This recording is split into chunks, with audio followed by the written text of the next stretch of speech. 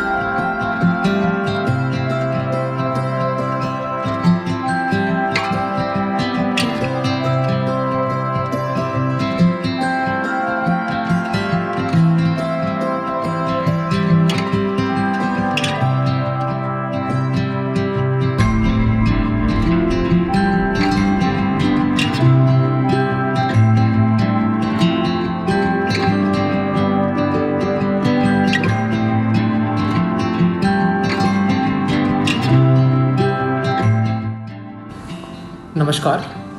जैसा कि आप सभी जानते हैं कि कोरोना वायरस महामारी से पूरा विश्व ग्रसित है और म्यांमार भी इससे अछूता नहीं है।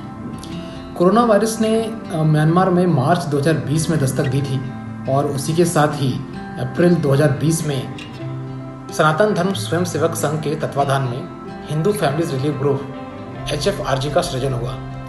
अप्रैल 2020 से ही मुझे भी HFRG ग्रुप के साथ शामिल होकर उनके साथ इस सराहनीय कार्य को करने का सौभाग्य प्राप्त हुआ। HFRG ग्रुप से और भी अन्य इंडियन एक्सपर्ट्स जुड़े हुए हैं जो लगातार अपना योगदान तन मन और धन से देकर सहयोग को आगे बढ़ा रहे हैं। जैसे कि हम सभी लोग म्यांमार में रहते हैं और कहीं ना कहीं हमें म्यांमार की भूमि से लगाव भी है, इसीलिए मैं आप सभी लोगों से निवेदन करता हूं कि इस सराहनीय कार्य को आगे बढ़ाने में आप तन मन धन से यथाशक्ति से सहयोग दें और इस पुण्य कार्य में सहयोग करने का एक माध्यम बने। धन्यवाद।